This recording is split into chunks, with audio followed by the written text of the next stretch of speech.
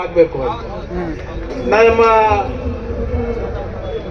ಗ್ರಾಮೀಣ ಅಭಿವೃದ್ಧಿ ಇಲಾಖೆ ಅಡಿನಲ್ಲಿ ನಮ್ಮ ಗ್ರಂಥಪಾಲಕರಿಗೂ ಇರಲಿಲ್ಲ. ಅವ್ರು ನನ್ನ ಗಮನಕ್ಕೆ ತಂದ ಮೇಲೆ ಒಂದು ಪ್ರಾಮಾಣಿಕ ಪ್ರಯತ್ನ ಮಾಡಿ ಅವರಿಗೆ ಕನಿಷ್ಠ ವೇತನ ಮಾಡಿಸಿ. ಆದರೂ ಕೂಡ ಸೆಸ್ ಮುಖಾಂತರ ಆಗಬೇಕಾಗಿತ್ತು. ಅದನ್ನು ಕೂಡ ಇನ್ನು ನಡೆದಿದೆ, ಚರ್ಚೆ ನಡೆದಿದೆ ಹೇಗೆ ಮಾಡೋದು ಅಂತ. ಆದರೆ ಕನಿಷ್ಠ ವೇತನ ಬ್ರ್ಯಾಕೆಟ್ನಲ್ಲಿ ಅವ್ರು ಬಂದಿದ್ದಾರೆ, ತಮ್ಮದು ಆಗಿಲ್ಲ. ಆಮೇಲೆ ನೀವು ನನಗೆ ಹೆಚ್ಚೇನು ಹೇಳೋ ಅವಶ್ಯಕತೆನೂ ಇಲ್ಲ, ಯಾಕಂದರೆ ಆಕಸ್ಮಿಕವಾಗಿ ತಾವು ಪ್ರತಿಭಟನೆ ಮಾಡಿದಾಗೆಲ್ಲ ಹೆಚ್ಚು ನಾನೇ ಬಂದಿರೋದು, ನಿಮ್ಮ ಮಂತ್ರಿಗಳಿಗಿಂತ ಹೆಚ್ಚು ನಾನೇ ಬಂದಿರೋದು. ಅವ್ರ ಅನಿವಾರ್ಯ ಕಾರಣಗಳಿಂದ ಬರ್ಲಿಕ್ಕೆ ಆಗಿರಲಿಲ್ಲ. ನಾನು ಕೂಡ ನಿಮ್ಮ ಮುಂದೆ ಒಂದ್ಸರಿ ನೇರವಾಗಿ ಮುಖ್ಯಮಂತ್ರಿಗಳಿಗೆ ಮಾತನಾಡಿದ್ದೀನಿ, ಒಂದೆರಡು ಸರಿ ನೇರವಾಗಿ ನಿಮ್ಮ ಮಂತ್ರಿಗಳಿಗೆ ಮಾತನಾಡಿದ್ದೀನಿ. ಅವರು ಯಾವ ಮಂತ್ರಿಗಳಿಗೂ ಆಸಕ್ತಿ ಇದೆ, ಮುಖ್ಯಮಂತ್ರಿಗಳಿಗೂ ಆಸಕ್ತಿ ಇದೆ. ನಾನು ಈಗ 4:15 ಮಾನ್ಯ ಮುಖ್ಯಮಂತ್ರಿಗಳ ಒಂದು ಮೀಟಿಂಗ್ ಇದೆ ನಮ್ಮದು. ಅದರಲ್ಲಿ ಇದು ಮತ್ತೊಮ್ಮೆ ಪ್ರಸ್ತಾವನೆ ಮಾಡ್ತೀನಿ. ನಾನು ನಿಮ್ಮ ಅರ್ಜಿ ನೋಡಿಲ್ಲ, ಫೈನಾನ್ಸ್ ಡಿಪಾರ್ಟ್ಮೆಂಟ್ ಅವ್ರ ಹತ್ರನೂ ಮಾತನಾಡಿ ಎಷ್ಟಾಗುತ್ತೆ ಹೇಗಾಗುತ್ತೆ ನೋಡ್ಕೊಂಡು ನಿಮ್ಮ ಮಂತ್ರಿಗಳಿಗೂ ನಾನು ಮಾತನಾಡ್ತೀನಿ.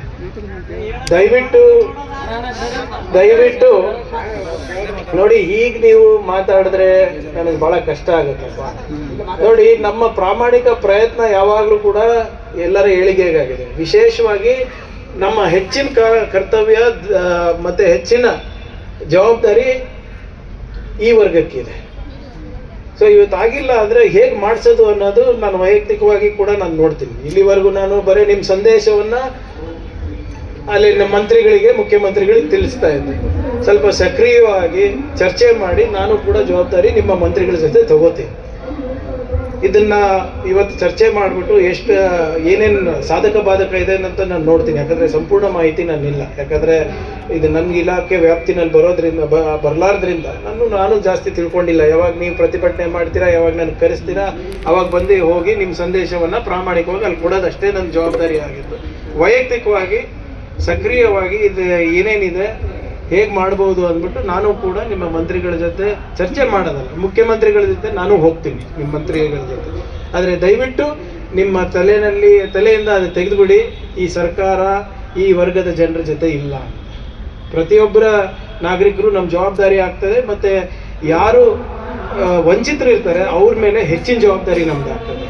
ಸೊ ಖಂಡಿತವಾಗೂ ಅವಕಾಶದಲ್ಲಿ ಇರ್ಬೋದು ಅಥವಾ ಸಮಾನ ವೇತನದಲ್ಲಿ ಇರ್ಬೋದು, ಈ ನಿಮ್ಮ ಏನು ಹೋರಾಟ ಇದೆ ಇದನ್ನು, ಈ ನಿಮ್ಮ ಭಾವನೆಗಳನ್ನು ನಾನು ಸರ್ಕಾರಕ್ಕೆ ತಿಳಿಸ್ತೀನಿ. ನಾನೇ ಖುದ್ದಾಗಿ ಕೂಡ ಒಂದು ಮೀಟಿಂಗ್ ಕರೆದು ಫೈನಾನ್ಸ್ ಅವರಿಗೂ ಕರಿತೀನಿ, ಮತ್ತು ನಮ್ಮ ಮಂತ್ರಿಗಳಿಗೂ ನಾನು ಕರೆಸಿ ಜೊತೆಗೆ ಇದ್ರ ಬಗ್ಗೆ ಏನು ನಾವು ಮಾಡ್ಬೋದು ಅಂದ್ಬಿಟ್ಟು ಶೀಘ್ರದಲ್ಲಿ ಮುಖ್ಯಮಂತ್ರಿಗಳಿಗೆ ನಾವು ತೊಗೊಂಡು ಹೋಗ್ತೀವಿ.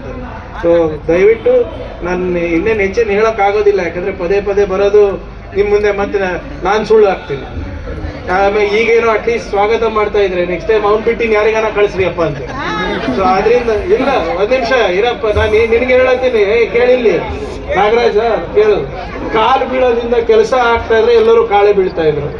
ದಯವಿಟ್ಟು ಅದಕ್ಕೆ ಕಾಲು ಬೀಳೋದಲ್ಲ, ನೀವು ನಿಮ್ಮ ಹಕ್ಕಿಗೆ ಕೇಳ್ತಾ ಇದ್ದೀರಪ್ಪ.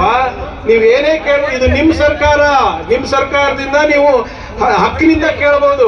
ಕಾಲು ಬೀಳೋದ ಅವಶ್ಯಕತೆ ಇಲ್ಲ. ಸಂವಿಧಾನಿಕವಾಗಿ ನಿಮ್ದೇನು ಹಕ್ಕಿದೆ ಅದನ್ನ ತಲುಪಿಸೋ ಜವಾಬ್ದಾರಿ ನಮ್ಮ ಸರ್ಕಾರದಾಗಿದೆ. ವೈಯಕ್ತಿಕವಾಗಿ ನಾನು ಈ ಕೇಸನ್ನ ನಾನು ಮುಖ್ಯಮಂತ್ರಿಗಳ ಹತ್ರ ನಾನೇ ತಗೊಂಡು ಹೋಗ್ತೀನಿ ಮಂತ್ರಿಗಳ ಜೊತೆ. ಸ್ವಲ್ಪ ತಾಳ್ಮೆಯಿಂದ ಇಲ್ಲ, ವಿಶೇಷವಾಗಿ ಖಂಡಿತವಾಗಿ ದಯವಿಟ್ಟು ನೋಡಿ, ನಮ್ಮ ಇಲಾಖೆ ಸಚಿವರು